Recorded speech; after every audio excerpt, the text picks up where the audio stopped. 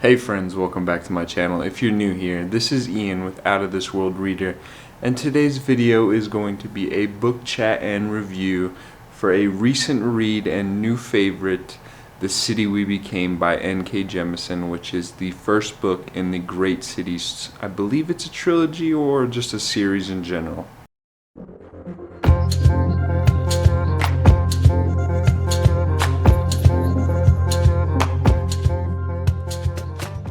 I don't know why it took me so long to finally pick this book up.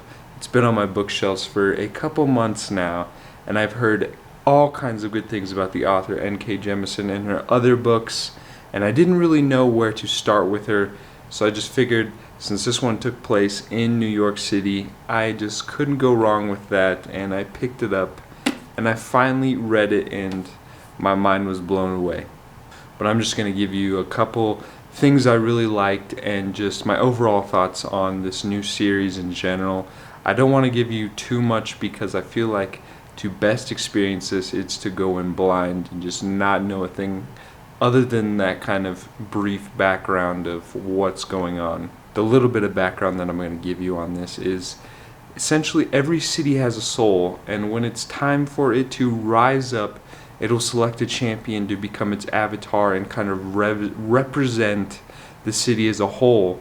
And in this story, we're following New York as it starts to rise up, and it selects 5 different avatars, each one being a different borough of New York. You got the Bronx, Manhattan, all those different things, but each one of them are selected based on their different boroughs and their backgrounds and characteristics, and it really shows the city of New York essentially. But something else is going on. There's a deep evil that's coming out to kind of stop the birth of New York, but this evil is trying to stop New York City from fully awakening and becoming a full-grown city. Right now it just came out of birth, and it's trying to rise up to become an adult essentially, but that evil's trying to stop that, and these different avatars and just human beings have to come together despite their differences to stop this evil. And that's all I'm going to give you. It's best, like I said, to just go in blind and not know a thing about what's going on, because that's basically what I did, and I had the best time I had with it, going in just with a little bit of knowledge that I had. But from the start, it really takes off. I mean, there's a battle scene right at the beginning that really kind of kicks off the action and the pace for the rest of the story. After that, it dipped down a little bit to kind of just explain the different boroughs and their backgrounds and how the city kind of called on them.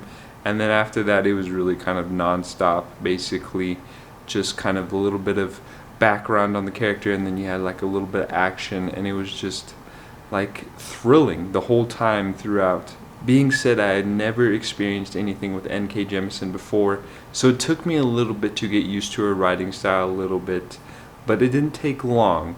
And once I got used to it, I was able to paint these perfect pictures, these horrifying pictures in my mind, because of the way that she kind of describes everything in detail. It really just paints this vivid picture in your mind of just the evil and the city of New York and its beauty. Like, she just combines everything into just like this writing style that's very unique to her. But it helped paint the evil as just a creepy being. And there were several points where I was just horrified by what I was visualizing. And I'm a scaredy cat, so you might not kind of be impacted the same way, but I might be having nightmares from some of the visualizations that I got from this story. The plot was great.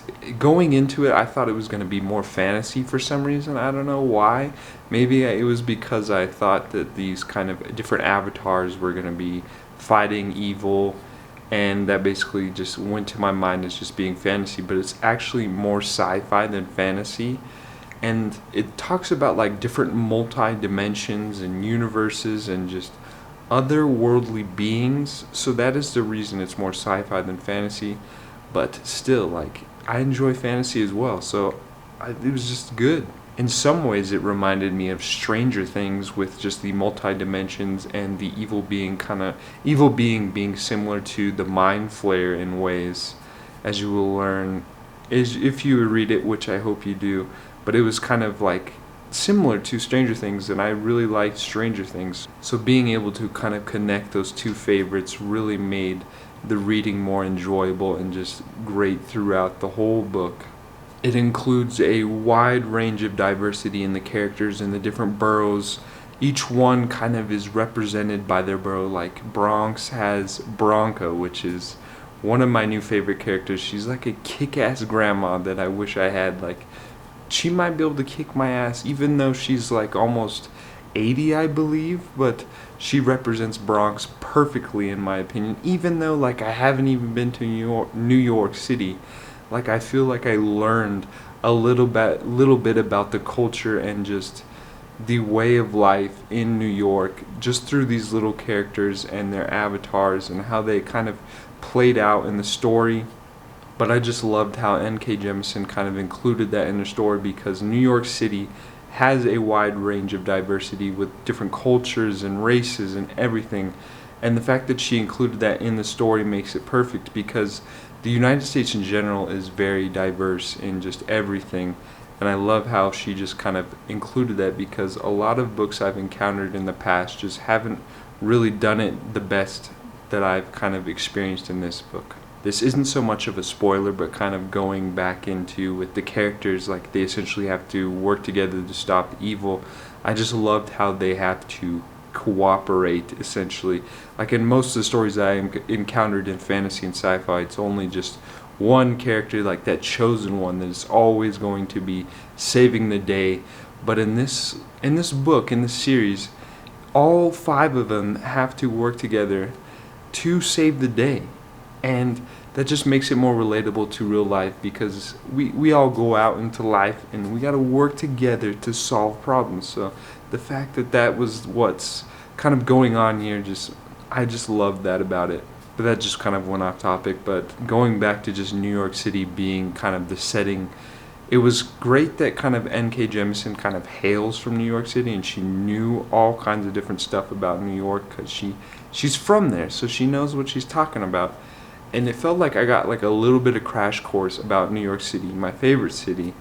And just the fact that she kind of included these different boroughs, I've said this so many times, and just their diversities, and just thrown it all into a book perfectly, in my opinion. It just overall made the reading so enjoyable. It was like getting a little bit of history class, but just like with sci-fi and fantasy, and just like what you can't go wrong with that. And don't just think that this is just going to be like an action-packed kind of mystery thriller. Like, it includes humor throughout like the story. Like, even when it's kind of touching on topics that are very brutal to kind of discuss, but they have to be discussed, she finds ways to include humor and make you laugh throughout. And that was like what made it more enjoyable, in my opinion, is that just the including of the humor and the banter between the different boroughs, kind of like talking crap about like Bronx would be kind of talking crap about Manhattan or just Staten Island and just everything, and they were always kind of going at each other throughout the story.